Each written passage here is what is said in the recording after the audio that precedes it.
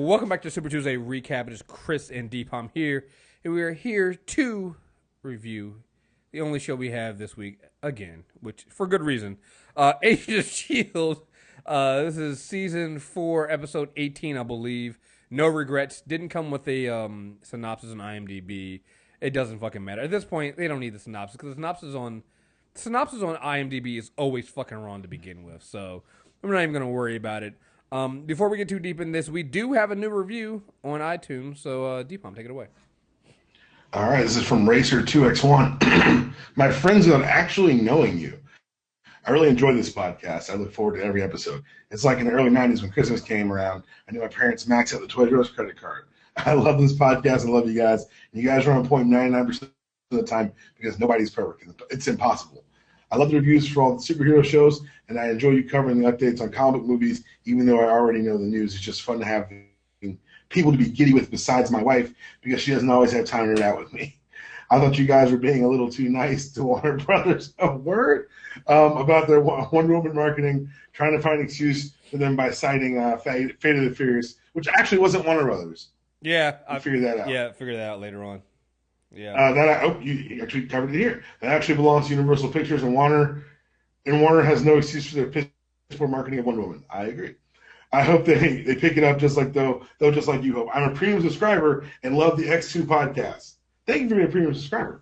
When you do X3, please cover the whole travesty. That half-ass Iceman, them not pushing harder for Alan coming to return as Nightcrawler, Kane, Marco, and Xavier not acknowledging each other. It had me reeling in the theater. Scott didn't have to die. Warren Worthington did not at least giving some passive connection to the Xavier Institute, pre-X3 like Hank McCoy. The list goes on. Can I be on the X3 podcast? I won't be sorry if you say no, but man, I sincerely appreciate you guys. I can't wait to hear all the annual words of extra Oz during the Infinity War review. This is long. Bye, guys. Hey, man, you just reminded me. Hey, Chris, ain't no way in hell I'm doing the X3 one.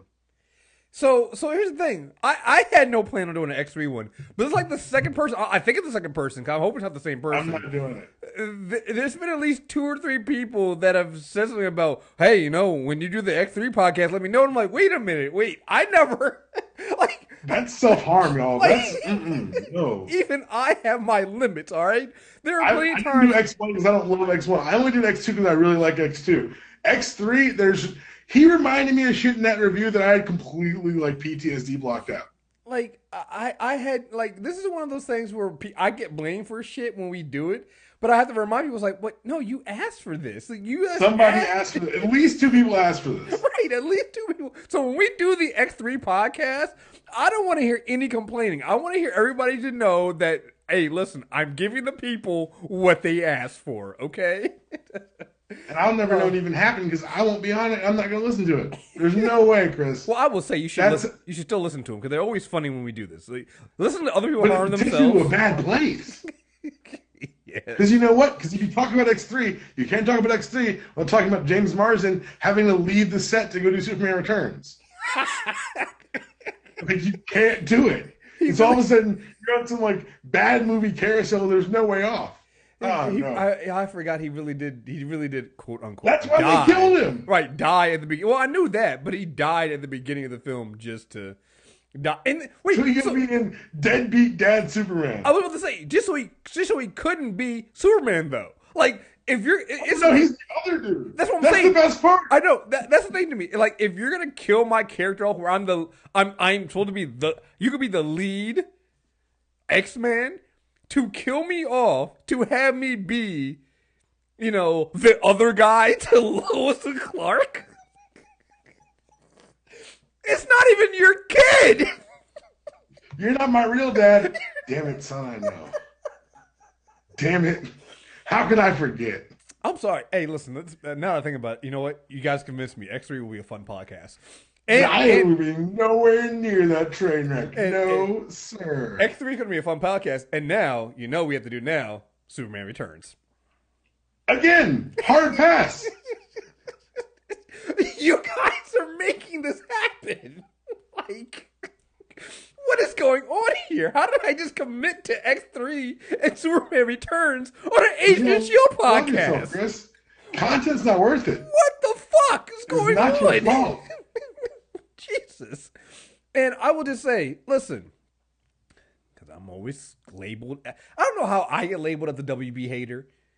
Like, I always have to go back and remind people, it's like, I'm the one that I still make excuses and I still like Man of Steel. He's the one that lied to you on a podcast. I've never lied to the people. Listen, how am I the one that always gets the blame for this? Like, I can't control. Like, I don't understand, man. Like, I don't understand how I go from, you just hate WB. It's like, wait a minute. I've been trying to convince Depop not to hate him for the longest time until I finally said, fuck it, you're right. You're the one who talked me into getting hopeful for Batman vs Superman. I did. I'll never forget that shit. Yeah, I did. I own that. Like, listen, I have to go to my grave with that. Like, that's gonna be the decision that haunts me for the rest of my life. I'm just saying. So, anyway, I don't know how we got here. Send your reviews, because you will get us arguing about something. Right. It's like, he came for Agent of S.H.I.E.L.D. and somehow you get me committed to two really bad comic book movies. Is there anything else you want me to watch those movies for free? Is there anything else you want me to punish myself with? Oh my God. Jeez. Oh my God. And that movie had that terrible I'm the Juggernaut bitch. Oh my God. This is gonna be terrible. Yeah. Fraser Crane as Dr. Hank McCoy. Oh, nigga, how about the awful Danger Room sequence where Wolverine lands on a Sentinel head? Oh, the world's worst fastball special ever. Where he literally Wolverine literally gets thrown like you twirl your kid around by cracking the pants leg in the back. He's throwing a discus. God damn it. Oh, jeez, how did we get here? I don't know how we got there. Anyway, like I was saying. Talk about S.H.I.E.L.D. Season 4, episode 18. No regrets, which is not something I had. I regret that review. I do not have. I definitely have regrets about seeing X3 and Superman Returns. Anyway, I'm wondering if the CW shows can just go ahead and extend themselves that break they're on. Could they come back next week? And I'm not sure they want to come back next week. You don't want to be on the air while this show's on the air. You don't want these problems because it's only going to get worse. Because I don't. We're ramping up right now. Yeah, because next week is not a drill. Next week is not the episode to come back on. You might have been better off just staying on air and then taking a break next week, starting your break next week, because this show is great, man. Where do you want to start? You know, this show reminds me of. It reminds me of that Dave Chappelle joke where I didn't want to race the other shows, but I was high, so all I said was, "Well, sometimes you got to race." Like they just murder people. This show is. I can't. People who don't watch it, I don't know what to tell you, man. If you get somebody in your life who's not watching this show, just hand them a Netflix password and say, just start at the beginning. Because I don't know how this show got so good so fast, but this was a masterful hour. Yeah. And we've been saying that we've been saying it all season, but the last 3 episodes, ever since they got into their frame, like, let's just say it, this season has been so good that each block they've had has been good, and we never thought they would top it, right? So they led. This cannot be understated. They led with Ghost Rider. I thought Fitz killing a woman in cold blood was the hardest thing I'd ever seen on the show, and then this week happened. I really enjoyed, and the show does great things about setting certain things up with certain characters. So they've been setting up us to deal with Simmons, dealing with the fact that while, yes, it's just bits and code, these feelings that the real them are having are real. They've been setting that up since the beginning. Like when she first crawls out of the grave and gets in that car with that woman, she's like, "Oh, this is interesting. You have feelings and aspirations and dreams. Oh, okay. you're an interesting rogue piece. And when she tells the kid, young kid from Kid and Play, when she tells him, you're just a rogue piece of code, you know, she's doing all that. Then she's faced to deal with Mac and his rogue piece of code daughter. Mm-hmm. You know, it gets a lot more complicated, doesn't it, Gemma? Mm-hmm. And it gets really complicated when it's Ward, fake Ward, saying it to her. It's like, hey, you know,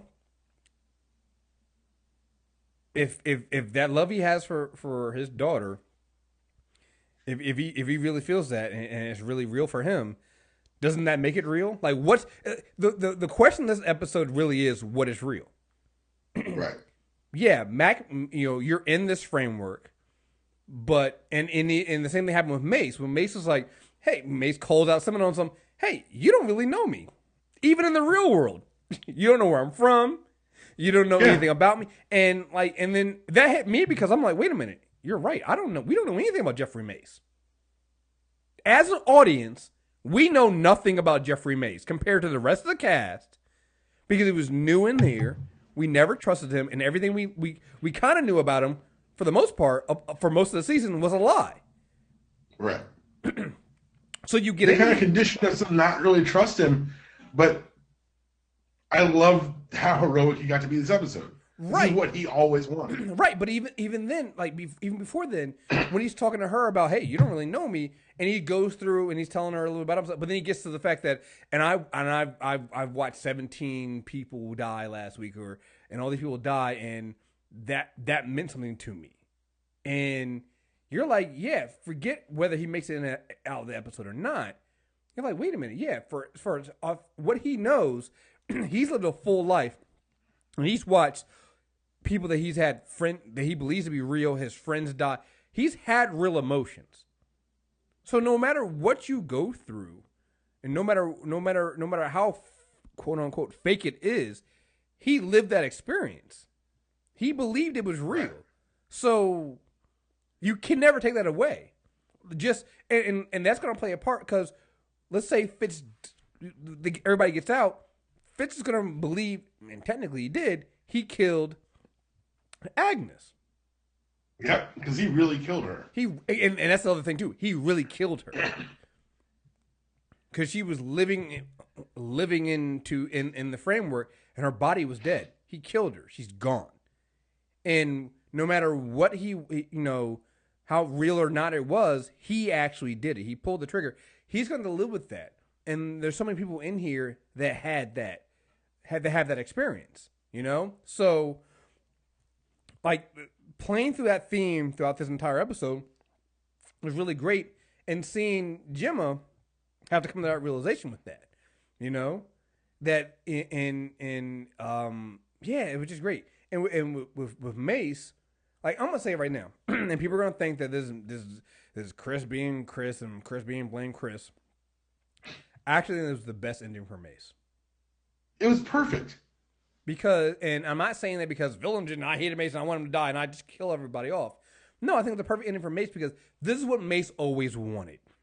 Right. He always wanted to go out a hero. And he does. He got to not only be an Inhuman and have actual power and run S.H.I.E.L.D. and be this heroic guy, basically be Captain America. He got to be that, but then he goes out dying, saving other people. I mean, that's what Mace always wanted. He wanted, like, go back to when they found out that he was juicing and he was, you know, I love how they didn't have May juice this episode, but that he wasn't really an Inhuman and he was lying. And his card guys got basically pulled, and they were like, why are we even listening to you? You're like, you're nobody. You can't fight. You can't, you're terrible, all this stuff. Like, what are you here for? You're kind of worthless. He was feeling worthless. He was feeling like he couldn't do anything. Here he is. He literally dies never having that. He'll die believing, and yeah, it's a lie, but in his mind, he dies going out believing that it's his best death. The best death. Best possible death. Best possible death he could have got. Literally saving a child. Right. And the entire building and everybody there. It's just like, oh, yeah. and it was emotional. It was hard, and it's like, you know, you're literally watching him sacrifice himself in this fake world, and that's the other thing too. He sacrificed himself in a fake world, but it had real consequences. So, and you could even go, you know, he's like, oh well, you were just trying to save a fake kid, but he was saving everybody else in that building because May was there, Coulson was there, and Jimmer was there. If Mace didn't do what he did, they all die too. So he literally saved people not only in the fake world, but also in the real world as well. Like that's a really good point. He saved the team. He saved the team. He did what he had to do at the end of the day. You know, and he stepped up and he sacrificed himself and was a hero. Was a real legit hero. And yeah. And again, does it really matter that it was in the fake world? No. It doesn't. No, it really doesn't. Had the same consequences, had the same effect, and I think that's going to be a big thing to play on because they've really been playing on that aspect of it. And I think that, like you said, the rating, and I keep going back to this again. The show's on the bubble. You know, I'm pretty sure it's coming back because the numbers have been really great for it, especially since it's come back from break. And the critical acclaim, this isn't just us telling you how good it is. Yeah, no. Critics are even like, no, I can't believe we haven't really been talking about how good the show is. You know, so if they come back, I feel like that's gotta play heavily into the next season because this team's is gonna go through a lot, but they've also done a lot. You know, so and particularly when it comes to Fitz, like I believe my Fitz theory of, you know, not the one where he kills Gemma and stuff like that. Although, hey, if that happens, I'm all for it. But the one in when they come to the real world, a lot of people are going to be looking sideways at Fitz, whether it's his fault or not. They have to because he did these things, and you're like that's no matter how much they love him, Gemma. No matter how much he does that, they're going to be looking at him sideways because he did do those things, and that you can't unsee that. You know, if you went in, let's say you went into this world and you found out that Coulson was a rapist or was a child molester, right? Yes, it's a fake world, but you still saw him do these things, right? Are you ever going to like change that? Are you just gonna forget that? I mean, look at how Gemma treats Ward. Ward in this world has done nothing but help her and shown compassion and love for Sky, Daisy, and for helping her. Right? She still cannot look at him. She still can hardly be in the same room as him. It's not the real Ward though. But look how she treats him. So I feel like that's going to have to happen when they get into the real world and Fitz is there. I don't see how, with all her love, I don't see how Simmons, especially after she goes through all this stuff of learning, you know, hey, that these feelings are real, how she's going to go into the real world and look at Fitz and not feel some ever kind again. Of way. Right. This might be the end of Simmons, yo. At least for half a season, yo. Because yeah, I mean it's just what it is.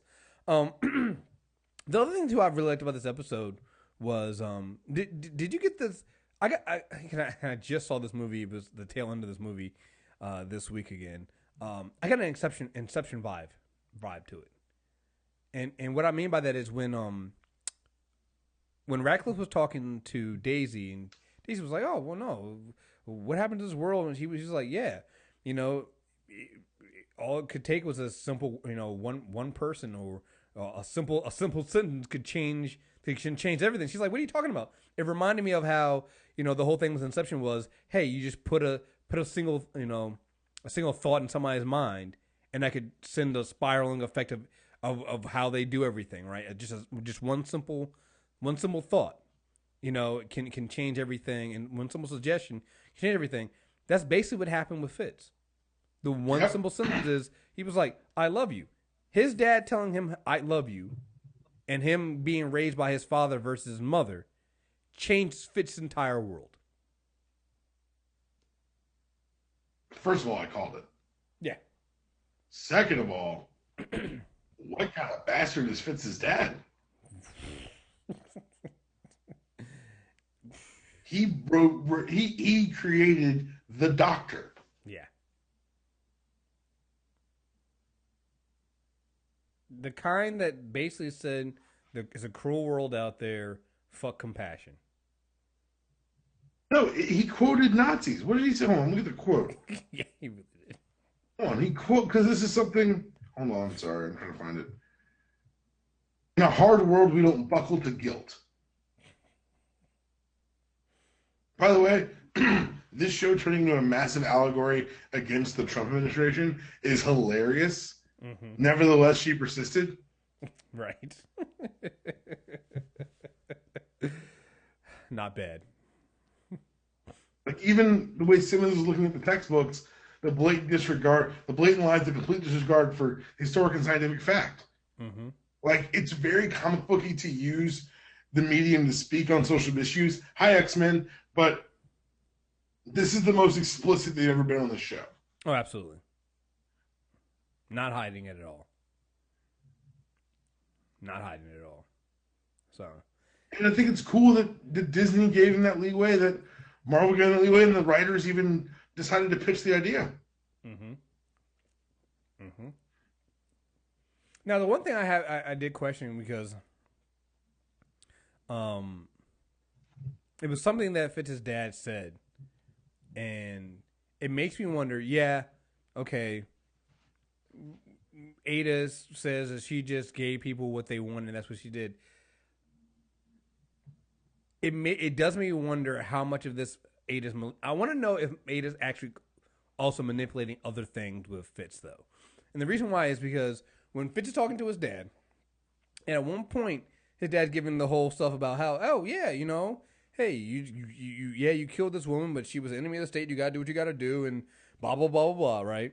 But then at the same time, he goes, but you know, Ophelia's the only one that understands. He basically pushes Fitz to, you know, reaffirm that, hey, Ophelia's the only one that understands you, and that can be there for you. Yeah, she's God. So she's God in this universe. Yeah, and so I'm wondering, I'm wondering how there's changing, and I think this is where that when she's talking to Daisy in the interrogation room, and she says, just algorithms running their course like Radcliffe wants, and you hear Radcliffe goes, "This isn't what I meant, you sadistic witch," and it's like, so just there's no way he should have been able to hear her in that, right? Just in between the two cells, in that conversation, but he did, and just him yelling that just was hilarious to me.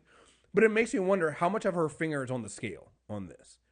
Yeah, you just changed some things, you gave people what they wanted, but how did Fitz's father, even if he's being a hard ass, how did that lead him to you? You know, it seems too much like you changed some things, but then you also manipulated a little bit to make sure your paths crossed with Fitz. That you could also, in addition to his dad, you could also manipulate Fitz to do what you wanted. And so it makes me wonder what she actually did. Because she keeps trying to pretend like... The thing that gets me is Ada keeps saying that she didn't do anything. She just gave people what she wanted. The more she says that, the more I'm like, no, you did change some things. You did more than just that. You know? So, we learned that Ada, that she might have discovered the back door that Radcliffe created, but she can't destroy it. She might have put it, which gives you a better idea about what the project is. Right. That may be why she's exerting more control over Fitz, because she needs him to destroy it, because he's the one who's closest to Radcliffe. Exactly. So, are we going to talk about the biggest part of this episode? We talking about Tripp Back? Tripp Back, nigga? Oh yeah, of course. I mean, I'm saving the big stuff for the last. I'm just saying. Oh, I was like, look, can we just talk about the homie? Like, it's good to have him back. Oh man, like I was seeing people say maybe Tripp's back, and I here's the thing: I didn't want to put it in the universe because I wanted I just surprised me a little bit. Not just surprised me. I wanted it to be true so much that I didn't want to jinx it, man. But man, seeing him back is great, but at the same time, it makes you real. You're not real. You're collecting. No. But that's another thing that tugged at Jim was like, well, I mean, you're not real, but like, you'll trip back, y'all. So here's the thing. I will say there's one negative I have for this episode. Gemma did not. She did not have the same reaction I think she should have had that Tripp was back. Remember, they were almost about to be an item. I'm just saying. They were flirting. They were flirting. She's moved on. I don't give a fuck if she still have something there, all right? Come on.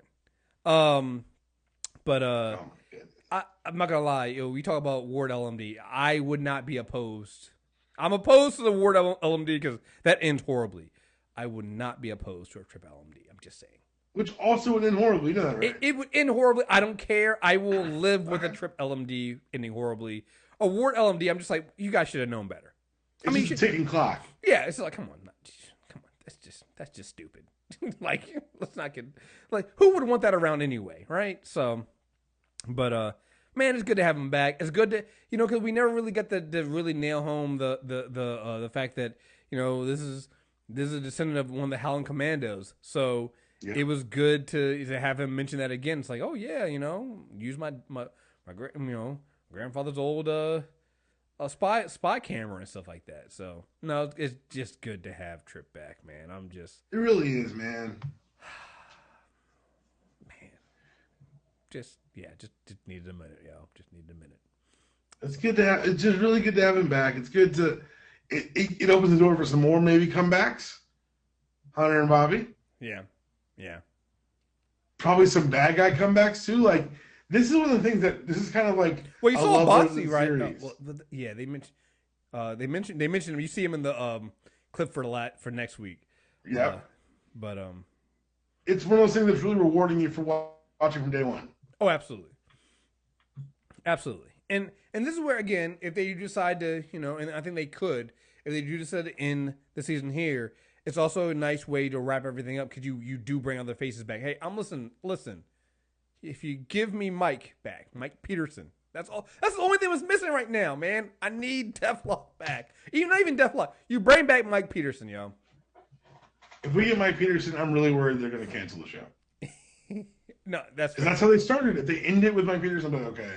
Now I'm worried. But, and you're right. But then I'd also It'd be like, a great little bow. It would be a great bow. You're right. It would be a great bow. And that's all I'm saying.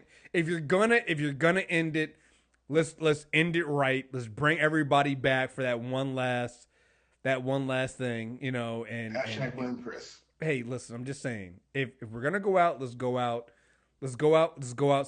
swinging, yo. As I read in the comic book this week that we'll hopefully talk about soon. Go die with your boots on. Yeah. Man. Yeah.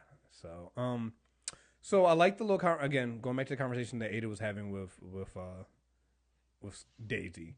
I like when she was saying that when Daisy told her was like, she's like, I'm just giving people what they want.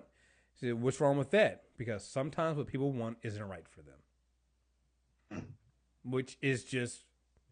Man, that's just life. That is a life lesson that is so true. A lot of us don't think about, but Agent of Shield dropped it on us this week, and we're just like, hey, you know what? That's actually true.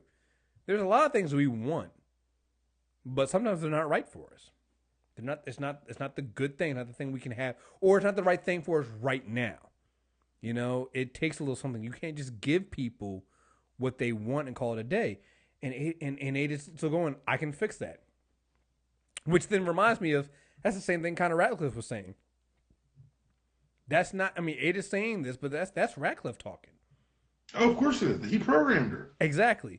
But then that goes back to what she was saying when Daisy was like, so what do you get out of all this? She's like, what humans get? A choice.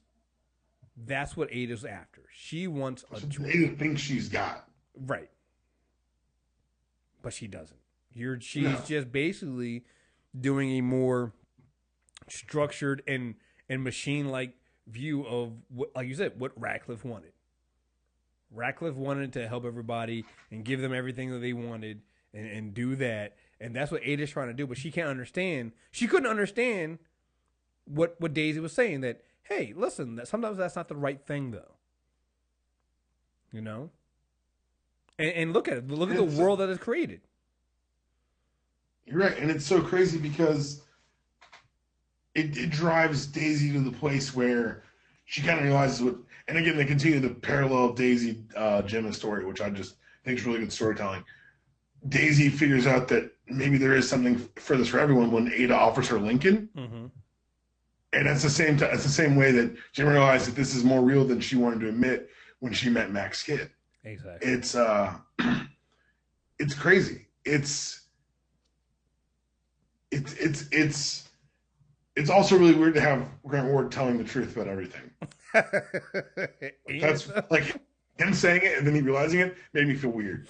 Like, and though you want to go, man, fuck Grant Ward. It's like fuck, but no, he's right, and he's being like, oh, Gemma, you're being the cold one right now. Like, what the fuck's going on here? Right. You know, like you get that moment when at the beginning of the episode when Cole's not there and he's helping them like get blankets and stuff for the kid, and Gemma's just like, they're not even real. What are we giving blankets for? I'm like, oh my god, Gemma. Like, code can't get cold. Yeah. Gemma, what the fuck? And I'm like, okay, yeah, but Jesus, no. Like, what are you doing? Like, she's trying to have this detachment from it, and I get it.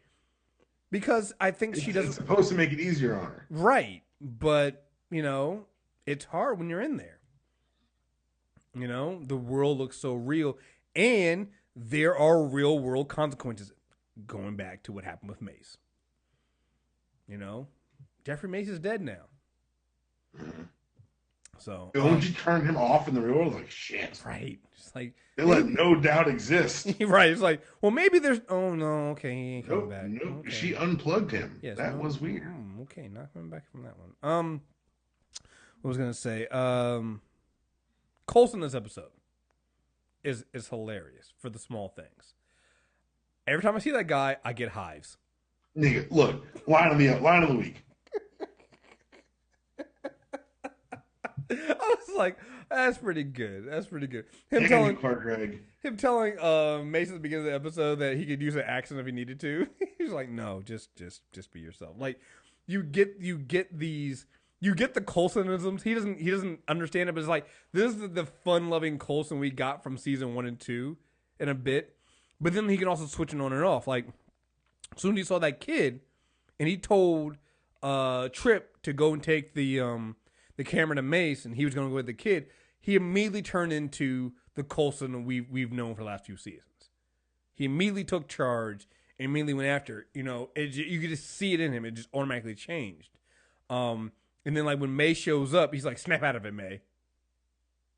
Like, again, that's just, it was just, like, every now and then you get these moments where Coulson shows you these glimpses, because, you know, he has the glimpses of his old self. The Tahiti thing, yeah. Right, and it's just coming in there, and I love how they come out. You know, like when he tells May, he's like, he's talking about Jeffrey. He's trying to save a kid. And she was like, so was I. I was like, oh, God damn it.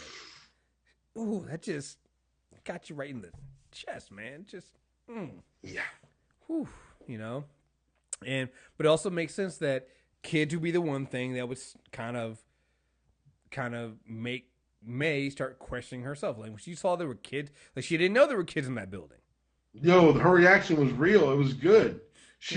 Everyone's acting really, like, the acting is top notch on this, particularly in this little pod where they're playing these alternate versions of themselves. But man, it's been really, that was a really affecting performance. Oh yeah, absolutely. I mean, the whole thing, and like it's just everything's so great. And like I said, Elizabeth Henstridge is also just doing magnificent work herself. Oh my goodness, what she's doing there, it's just so good, so good. And then I gotta say, man, listen, because I watched it this morning. I watched it twice a day, but I didn't watch it last night. I was so tired, went to sleep last night, so I woke up early this morning and watched it. Right, so it was like 6:30 in the morning, right? And I'm watching the episode, and the episode ends, and so it gets to the end, and May's in the room with Daisy. I'm like, she's gonna do it. She has a crystal. I know she has a crystal. Man, she pulled that shit out. And I was so happy, man. I think I woke the dog up, man. 'Cause I think I shouted because I was just like, I'm really excited for. I was like, give me 10 minutes of her just wrecking shit before this episode's over. Just give me 10 extra minutes of her just wrecking this evil Triskelion. Like, oh, tear it to the ground. Like, it was really well played. dude, listen, when when the crystal hits the ground and the cocoon is forming around Daisy and she gives that smile, it reminded me of the smile the Hulk gives when Cap tells him to smash. I'm always angry. And the first, dude, I was just like, yes, this is exactly what I want. Now, here's the fucked up thing. What if Daisy gets power, but she don't have her quick powers? What if it's different powers? Yeah. Well, okay, so the only way I'm asking about this because everyone said the reality is altered. She and Jim just got plugged in. Mm-hmm. So they should be pretty much copies from the real world. Or they got plugged into the bodies that were already... The avatars that were existing that were generated off the collective memories of themselves. And hoping that... Everyone remembers her having powers. Everyone got plugged in and knew she had power. Right. But I'm just saying, hoping that Ada didn't change anything. Hey, listen, I'm like 90% sure that it's gonna be Quake powers. Because here's the thing: you can't end this season without really having Quake going Quake. So you need that. But I'm just saying, wouldn't that be funny? That'd be fucked. I give you. She'd be really pissed off. Oh, she'd be really pissed off. Yeah, no, it'd be great. But no, I'm pretty sure she's gonna have her quick powers. But I like the look she gave when the cocoon was forming. It was just like, yes, this is gonna be so next. And that's where I go. I come back to what I said at the beginning of the podcast when we begin talking about Agent of Shield. Just go ahead and take another week off, Flash. Take another week off. Yeah. Oof. You don't want to come back and Daisy has her. No, you don't want to do that. You don't want to do that. That's not a good look. You don't want to come back. When Daisy versus Daisy and May, mother and daughter versus Hydra. It's a problem. Nah. Nope. And we're getting the band back together. Everybody but Fitz. Not sure I want to. The problem. I'm not sure I want to go up against that, man. Ada, why'd you make them mad? See, Ada fucked around and made it personal. Yeah, you did. I don't even feel bad for her. I feel a little bad for her because it's about to happen to her, but you probably should have made it personal. Yeah. So. Like you're gonna effectively ask Mac to kill his daughter. Mm-hmm. Like that's what's about to happen. About to be a problem. A big problem.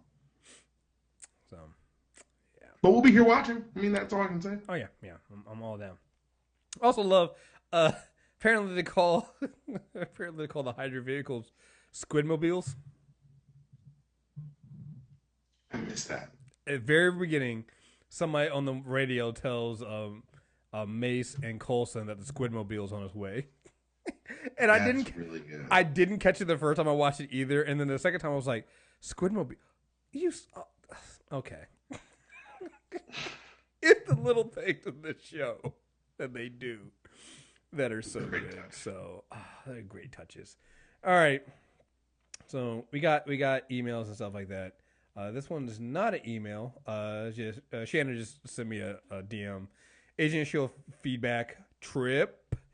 They brought back my baby. These writers truly love me. That is all. So that's not really email, but it's not even. But that's just no. They love us all, and it's real. No, I feel you on that one.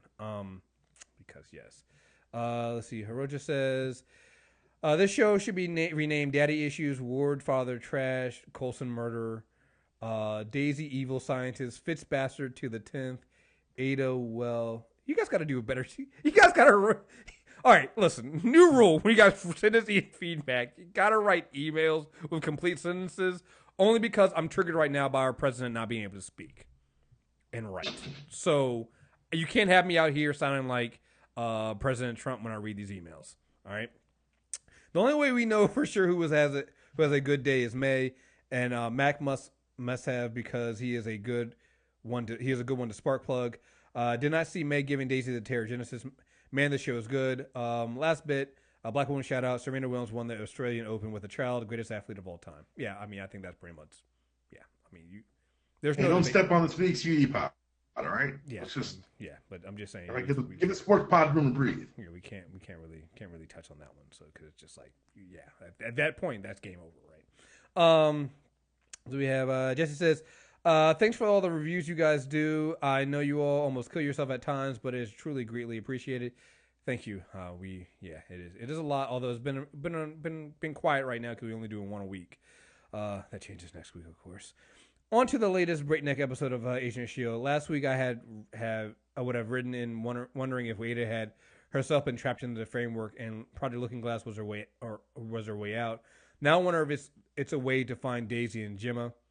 Could be, or like I said, it also could be a way. It could be this. Remember,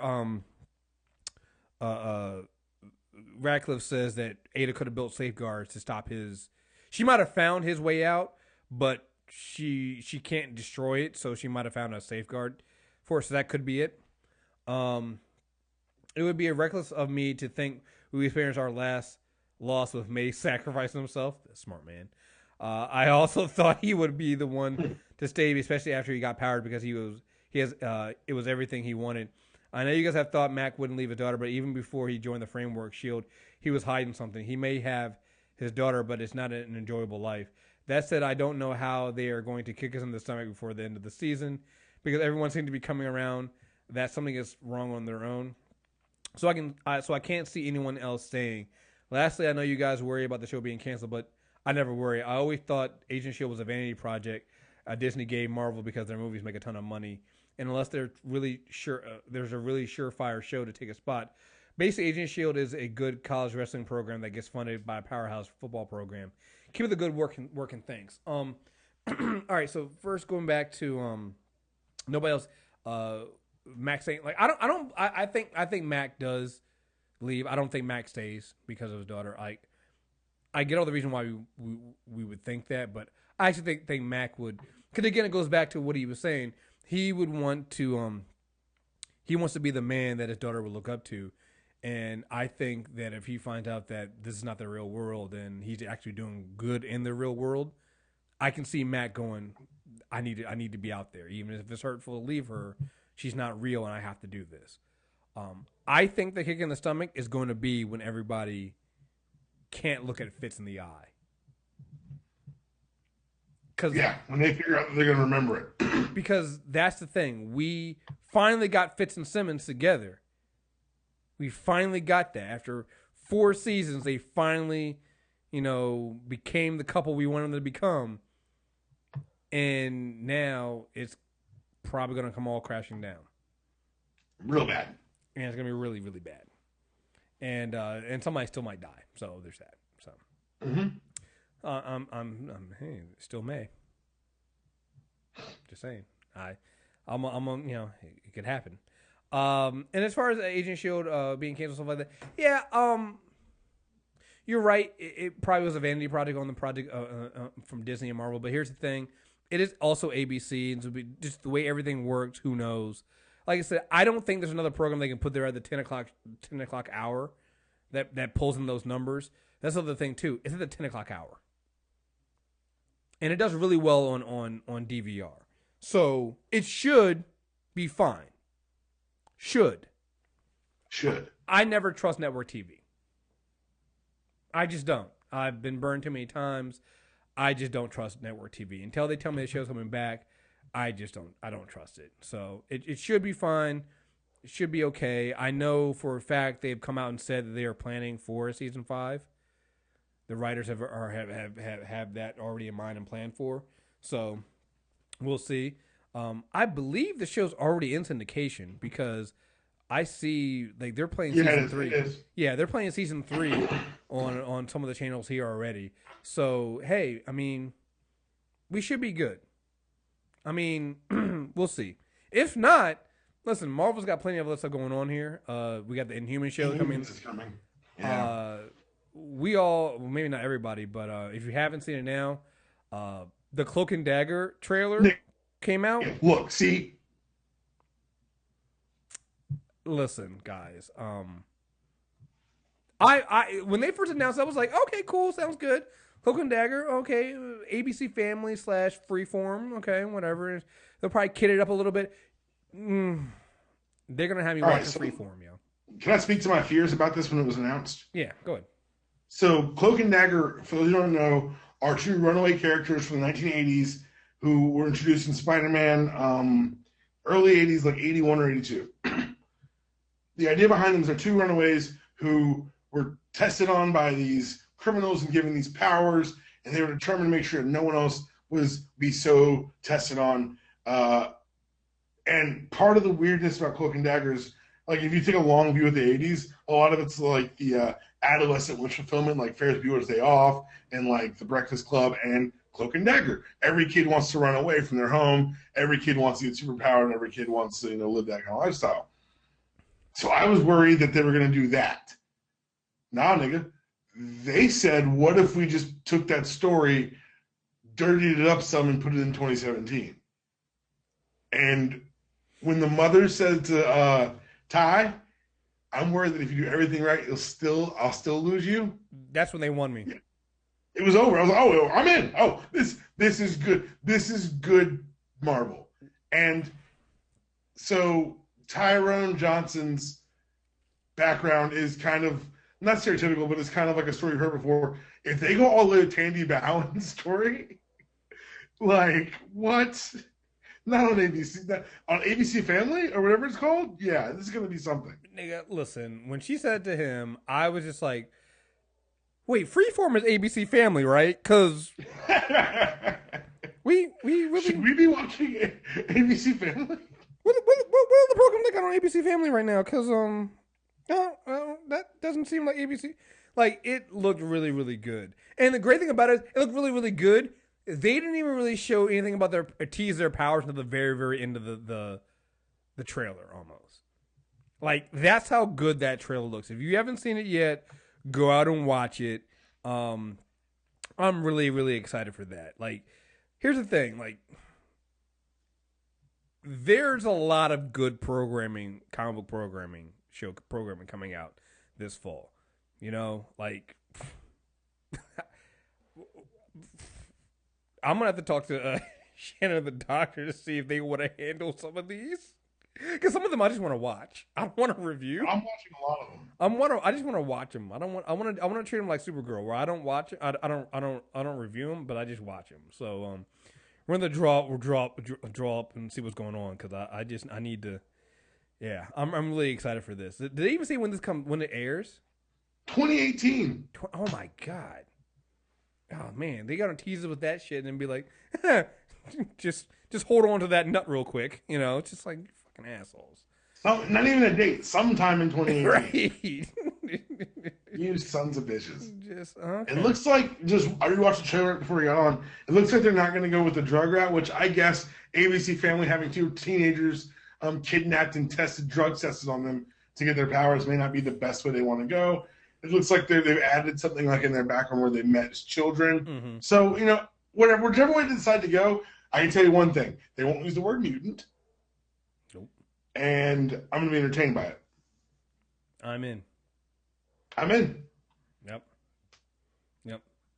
And here's the thing. I think that between this, I know people keep saying, Legion was really good. I'm watching Legion this summer. Yeah. Here's the thing. Just think Agent of S.H.I.E.L.D. Because with all these projects, even with Legion, Marvel TV started helping out with that.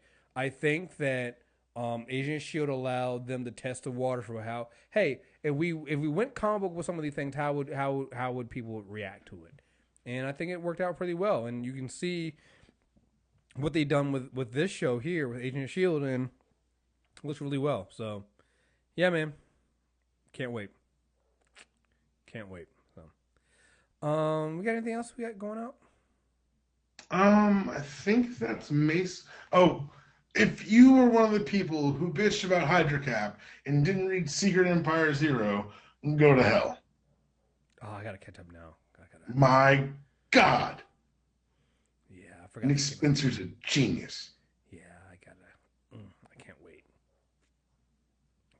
And if you're reading any Marvel books that even tangentially relate to Captain America, they've been built. It's not like, it's not going to feel. So when people say, "Oh, I hate crossovers," this isn't going to be. This is one that's been seeded through about 10 different books, and they all came to a head this week.